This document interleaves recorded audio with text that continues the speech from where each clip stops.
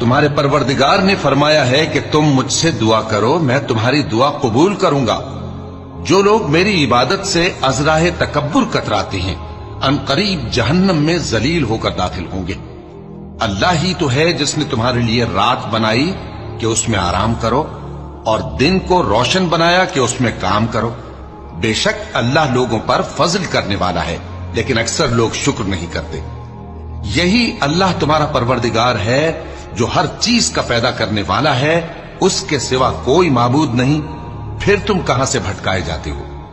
اسی طرح وہ لوگ بھٹکائے جاتے تھے جو اللہ کی آیتوں سے انکار کرتے تھے۔ اللہ ہی تو ہے جس نے زمین کو تمہارے لیے ٹھہرنے کی جگہ اور آسمان کو چھت بنایا، اور تمہاری صورتیں بنائیں اور صورتیں بھی اچھی بنائیں، اور تمہیں پاکیزہ چیزیں کھانے کو دیں۔ یہی اللہ تمہارا پروردگار ہے، سو اللہ رب العالمین بہت